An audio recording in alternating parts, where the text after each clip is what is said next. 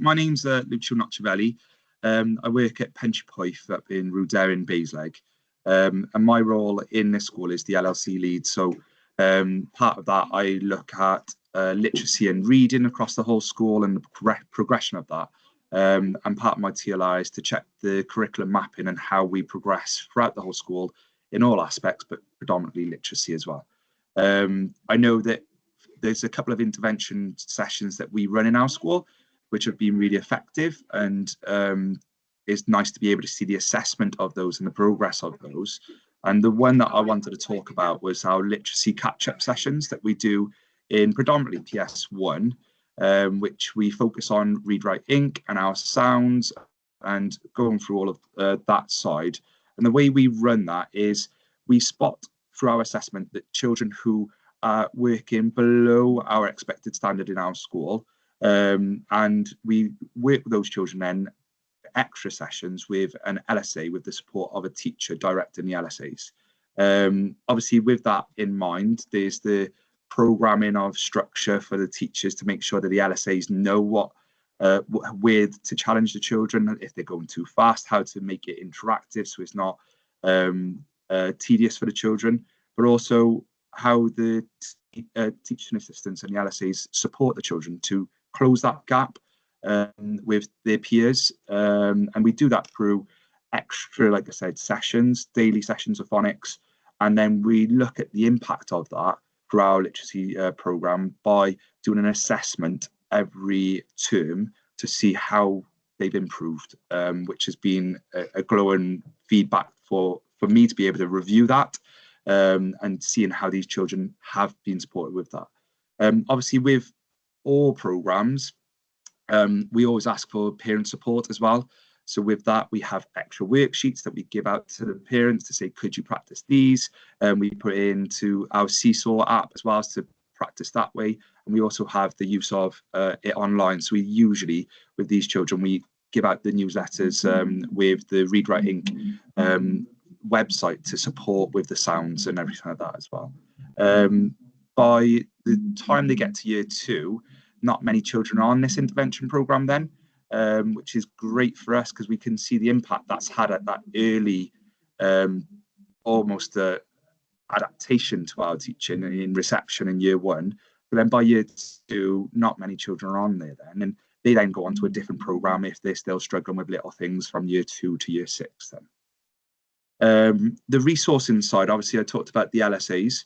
So we've had lots of training. We've done a whole school training with Read, Write, Ink this year because we noticed as a school there was different aspects of our assessments, and we wanted to really clarify what our assessment should look like to make continuity throughout the whole school, which has been great. So every member of staff in the school, teachers, support staff, have all been trained up to date with how we assess, how we use the phonics, how we bring in the games, how we bring in writing through our phonics. And that's been a real impact this year that we've noticed that continuity of staff and there hasn't been that gap in assessments. Obviously, with the resourcing then, the great thing about the literacy catch-up programme that we're running with Read, Write, Ink is that we've got the 2 assessment boxes, and we've doubled up now because we're doing so many. Sometimes like, oh, where's the first box gone? Where's the second box gone? So now we've got a double of everything, so we're not running around. But the biggest resource is how we implement our LSAs and how we structure the timetable for that. So we dip into some children coming out of assembly time, not on a regular basis, but sometimes they do it that way. And sometimes they have it as like when everybody else is doing their maths warm-up activities, they might come out there. So we dip in, but they have a scheduled time every single day. I wonder if there are any limitations, any challenges that you find in using the phonics intervention. The limitations, if I talk about resourcing first, if a member of staff's ill and a supply comes in, then we don't know if they've got that like understanding of what phonics is. So then that kind of makes a little dent into our resources with the LSAs. We try swapping and changing, but it's just when a child has that relationship with an LSA and they've built up throughout the year, and then you put a new LSA in, they don't have that confidence. They might feel a bit reluctant to do the phonics, especially if they feel like they're poorer. So that's one limitation. The other limitation is, like I said, the timing of trying to schedule it all in. As you know, school days are someone might have first aid and then that's the LSA then pulling out, or with higher support children, they might need more support. So that's another limitation to it. And obviously, with reading and literacy, as you know, Kath, it's not just one thing fits all. So we use that predominantly at the beginning, and then if they're struggling with that, then we've got another program which helps that as well later on. So that's the other limitation from that. Thanks for that. I wonder, I know that you have another catch-up intervention that is more specific to reading. I wonder if you might tell us a little bit more about that, Lucia. Yes, of course. So our reading intervention and our reading program, is similar to our Read Write Inc session, but it's reading catch-up, which our head teacher, Mr. Taylor, has really passionately trained staff with that, specific staff. And those staff then, they come to the children who we as teachers identified as, again, working below where we would expect for our year group or against their peers. And we usually choose about within 10 to 20% of our class that we think, oh, these are people we want to work with. And then we have support assistants who then come, there's 2 in our school which run it, and they go from year 3 all the way up to year 6. And with that in mind, then they're challenging the children with their reading. They're using their phonics to begin with, then they're going into cueing or like chunking the words and using our Nessie programs to then break apart the word.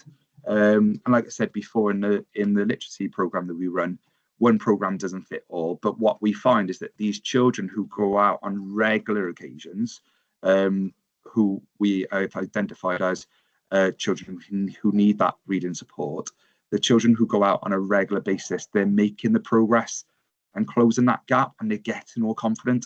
If I share a little success story in my class, I had 4 boys which were completely reluctant readers. Typical boys just wanted to play sport. They were like, I don't understand the purpose of reading. I just want to go out and play. And they found reading hard to begin with. So what I did at the beginning of the year was, because I've got the little knowledge of the reading catch-up, I did a little bit of that intervention with them on a daily basis in their guided reading groups. And then I identified that for my support assistant who runs the reading catch-up and saying, these would really benefit on a daily reading catch-up. Could you work with them? As soon as the teaching assistant, the LSA assistant, worked with those children, the progress and the confidence that these children had. Now at the end of the year 3, if I say, does anyone want to read this PowerPoint slide? They put in their hand up and say, yeah, can I? And we've done a recent reading questionnaire with all the children, which has been great. And we've seen that actually the children that I identified at the beginning of the year, and I was worried about their confidence with reading and their thoughts about reading, they actually said that they loved reading and they read every day. And it's just a massive success story for myself and the team working with that. Obviously, the resourcing of that, again, is teachers need to know what reading looks like. So how a child uses their pointy finger from reception, how they break up words which are hard words, how they use the phonics to give an attempt to what the word could be, and using all the knowledge of the initial graphemes, digraphs, trigraphs, and all of that, putting that all together to make reading more manageable. And as I know Mr. Taylor would say, that reading is a message getting, problem solving system. And I know that with that in mind, the only way you get better at something is by practice. Practice makes progress. So it's that daily repetition of let's read, let's break it down. What strategies do we know? How can we use those strategies all together? Can we use what we did in reception year 1, year 2 with our phonics and our literacy catch up? Can we then use our Nessie program to chunk those words? Can you use this? And building it all together as this big system. And then obviously the teachers need to be aware of, like I said before, what reading is. So yes, we're reading, but what is the purpose of reading? To get information from the book, to be able to retell it, to be able to give your opinion on the book, to to be able to comprehend what the book was about. And that is something that we've done as training again for staff, and making sure that all staff understand what reading is. And we brought in something new in our school for the last 3-4 years about reciprocal reading. And that's really enabled children to understand, we need to clarify, we need to question, we need to predict, and we need to then retell and summarize in such a small matter so it makes sense to everybody else. And that's really enabled children as well to really get to grips with reading, but also staff, like especially new staff, when I've explained that to them, they're like, oh, that's what I do every day. Like, perfect. So that side of stuff is the resourcing. Again, if a member of staff is off, then that's when the intervention program suffers. But the effect of the program has been really, really beneficial, especially to those children which have been reluctant readers. And I'm sure many teachers will be able to put their hand on 2 or 3 children in their class saying, I can't read, don't want to read, crying at reading. Parents saying, I don't know how to get them into reading. What do I do? And that's been really helpful for us. Yeah, I wonder if you can just confirm sort of where in the school this intervention is used to prioritise children, and do you have a feeling before the children start on that intervention, the kind of length of time that it will take, or is it kind of open-ended depending on the progress that the children make, Lucio? Yeah, so predominantly we aim for year 3. Again, that early intervention is what we look at in Pentrepoeth. And with that early intervention, hopefully by the end of year 3, there'll be less children and less children and less children. We have got children still on this reading intervention all the way up to year 6. And that's, they've made progress throughout the years, but it's not as expected as where we want them. So we keep it open-ended. And we always say, like, if a child needs that support, don't take it away, keep supporting them.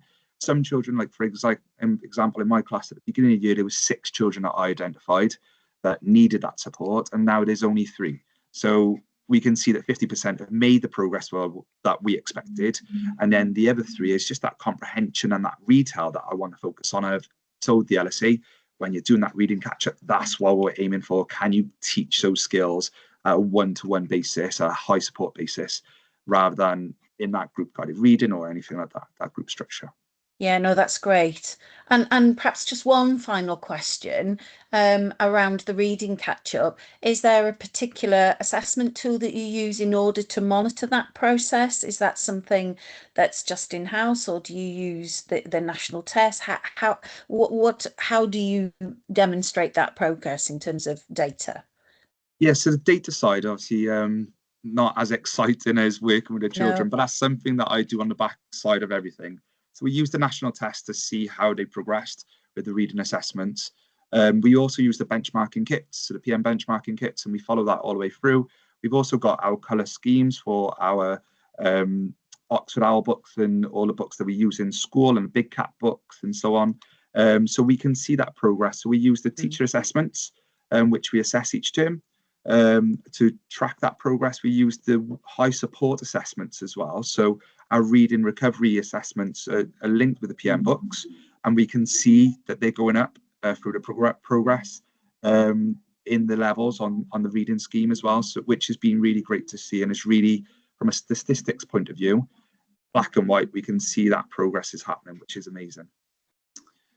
Obviously, with these children that we identify as children that we think might need these interventions, we speak with our ELNCO and identify these children with our ELNCO, and we update all of the children on EduKey. So there's a program on our online software as well that shows that we as teachers have identified this, and we converse that with the parents as well.